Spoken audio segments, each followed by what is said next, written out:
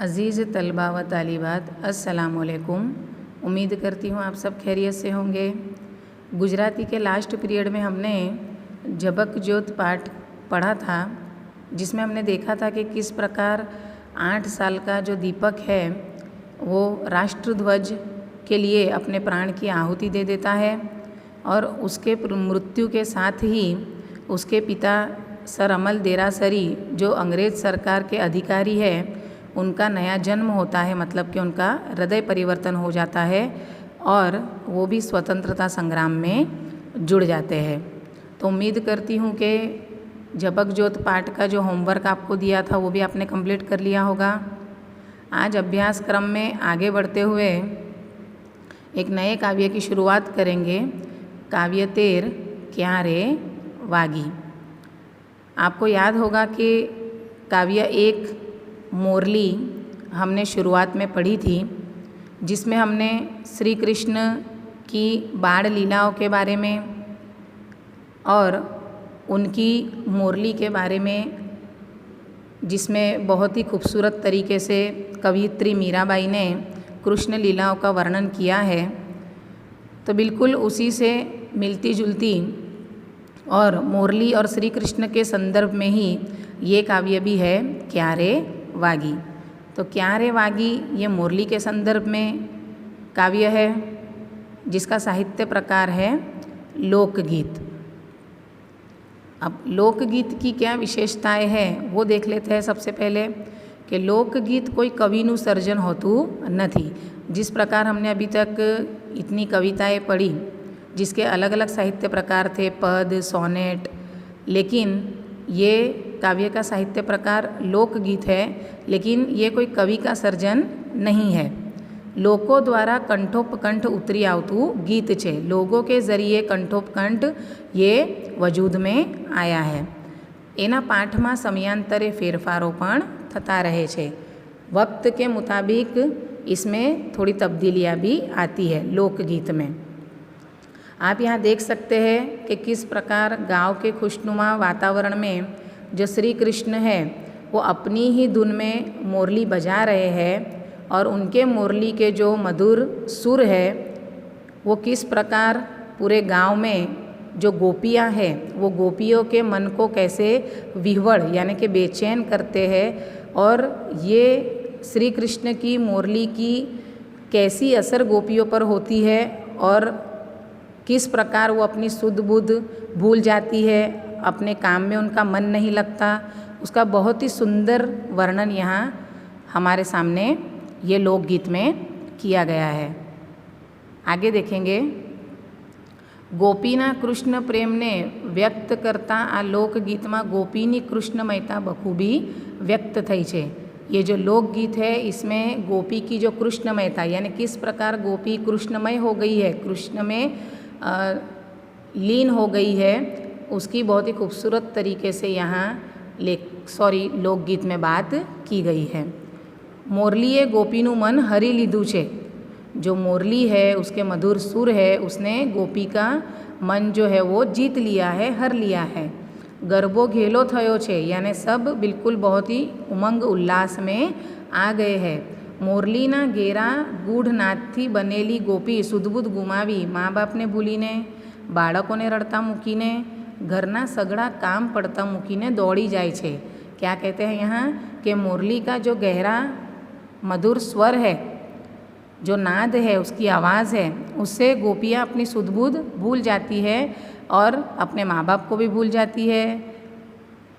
गोपियाँ जो अपने छोटे बच्चे हैं उनको भी रोता हुआ छोड़कर जहाँ से आवाज़ आ रही है उस दिशा में जाती है और घर के सब काम छोड़कर वो जहाँ से ये मोरली की आवाज़ आ रही है उस दिशा में दौड़ती है।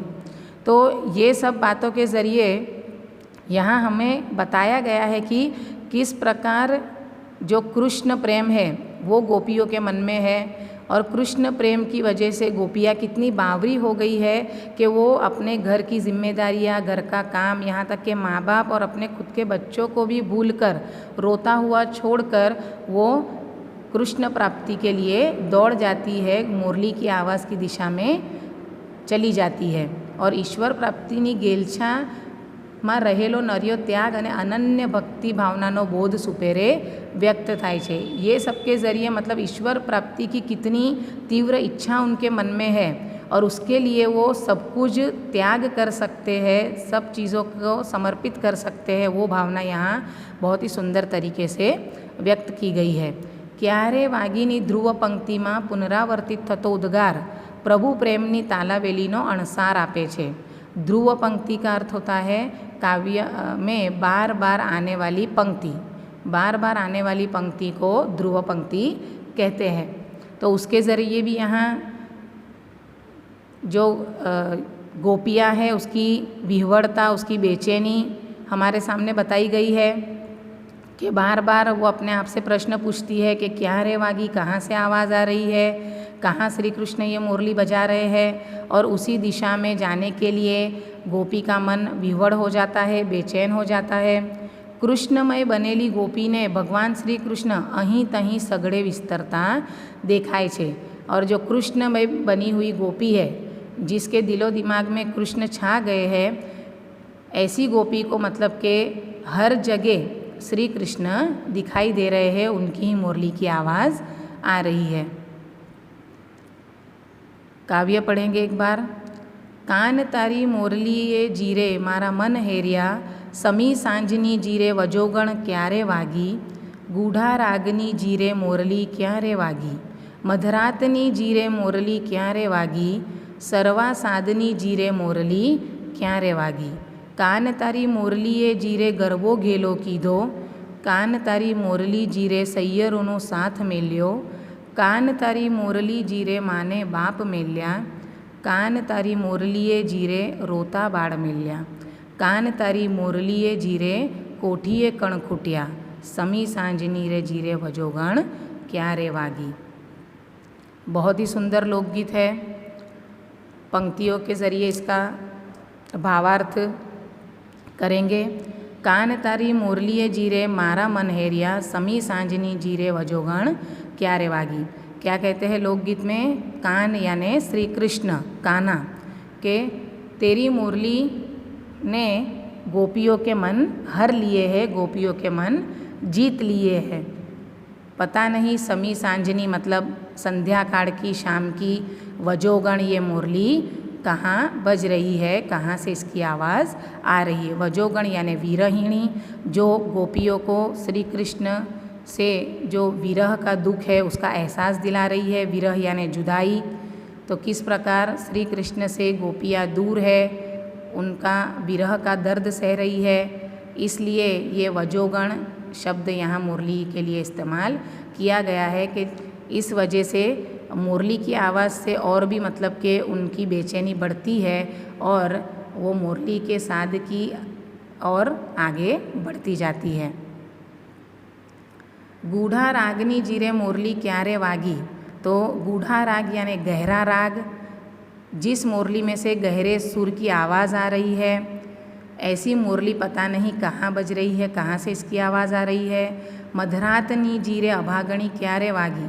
आधी रात को भी पता नहीं ये अभागणी मुरली की आवाज़ कहाँ से आ रही है। सरवा साधनी जीरे मुरली क्यारे वागी। सरवा साध यानी मोटो आवाज़, बुलंद आवाज़, जिसकी आवाज़ बहुत तेज़ी से गोपियों तक पहुँच रही है। पता नहीं ये मुरली कहाँ बज रही है, पता नहीं ये मुरली श्री कृष्ण कहाँ बजा रहे हैं या कहाँ से ये आवाज़ आ रही है।